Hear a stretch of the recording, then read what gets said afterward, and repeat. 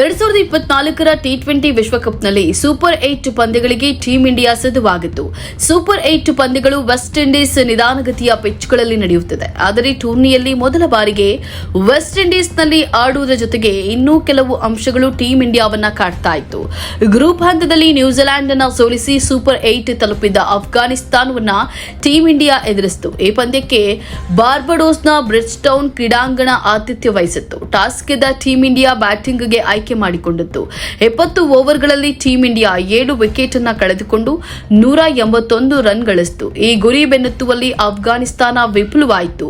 ಅಫ್ಘಾನಿಸ್ತಾನ 20 ಓವರ್ಗಳಲ್ಲಿ 10 ವಿಕೆಟ್ ಕಳೆದುಕೊಂಡು 134 ರನ್ ಗಳಿಸಿತು. ವೇಗಿ ಜಸ್ಪ್ರೀತ್ ಬುಮ್ರಾ ರಹಮನುಲ್ಲಾ ಗುರ್ಬಾಜ್ ಅವರನ್ನ ಔಟ್ ಮಾಡುವ ಮೂಲಕ ಅಫ್ಘಾನಿಸ್ತಾನಕ್ಕೆ ಮೊದಲ ಹೊಡೆತವನ್ನು ನೀಡಿದರು.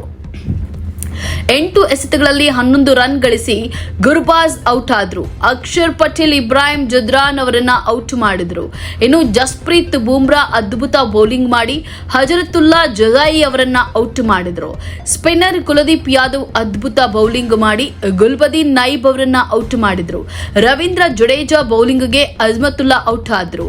19 ರನ್ ಗಳಿಸಿದ್ದ ಜದ್ರಾನ್ ಬುಮ್ರಾ ಬೌಲಿಂಗ್ಗೆ ಅರ್ಷದೀಪ್ಗೆ ಕ್ಯಾಚ್ ನೀಡಿ ಇನ್ನಿಂಗ್ಸ್ ಅನ್ನ ಮುಗಿಸಿದ್ರು. 8 ರನ್ ಗಳಿಸಿದ್ದ ನಬಿ ಕುಲದೀಪ್ ಬೌಲಿಂಗ್ಗೆ ಜಡೇಜಾಗೆ ಕ್ಯಾಚ್ ನೀಡಿ ಔಟ್ ಆದ್ರು. 2 ರನ್ ಗಳಿಸಿದ್ದ ರಶೀದ್ ಖಾನ್ ಅರ್ಷದೀಪ್ಗೆ ವಿಕೆಟ್ ಅನ್ನು ಒಪ್ಪಿಸಿದ್ರು. ಅದೇ ಓವರ್ನಲ್ಲಿ ನವೀನ್ ಉಲ್ ಹಕ್ ಡಕೌಟ್ ಆದ್ರು. ಇಲ್ಲಿಯವರೆಗೆ ಕೆಟ್ಟ ಆರಂಭದ ಹೊರತಾಗಿಯೂ ಈ ಪಂದ್ಯದಲ್ಲೂ ರೋಹಿತ್ ಮತ್ತು ವಿರಾಟ್ ತಂಡಕ್ಕೆ ಆರಂಭಿಕರಾಗಿ ಬಂದರು. ಮೊದಲ 3 ಪಂದ್ಯಗಳಲ್ಲಿ ವಿರಾಟ್ ಕೊಹ್ಲಿ ಬೇಗ ಔಟ್ ಆಗ್ತಾ ಇದ್ರು. ಆದರೆ ಈ ಪಂದ್ಯದಲ್ಲಿ ರೋಹಿತ್ ಶರ್ಮಾ ದೊಡ್ಡ ಹೊಡೆತಕ್ಕೆ ಯತ್ನಿಸಿ ಔಟ್ ಆದರು.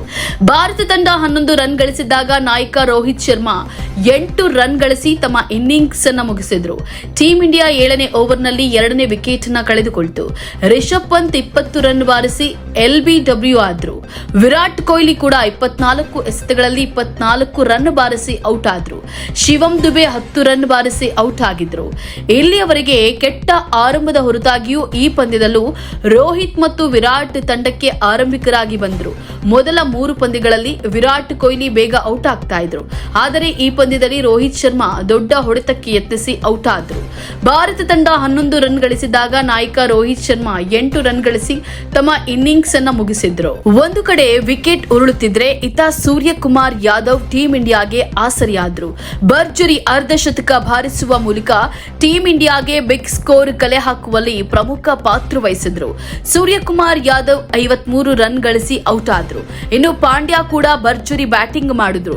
24 ಬಾಲ್ಗಳಲ್ಲಿ 34 ರನ್ ಗಳಿಸಿ ಔಟ್ ಆದ್ರು. ಜಡೇಜಾ 7 ರನ್ ಗಳಿಸಿ ಔಟ್ ಆದ್ರು. ಕೊನೆಯಲ್ಲಿ ಅಕ್ಷರ್ ಪಟೇಲ್ 12 ರನ್ ಗಳಿಸಿದ್ರು. ಮತ್ತಷ್ಟು ಸುದ್ದಿಗಳಿಗಾಗಿ ನೋಡ್ತಾ ಇರಿ ಪಬ್ಲಿಕ್ ನ್ಯೂಸ್ 24x7. ಇದು ಸತ್ಯದ ಧ್ವನಿ.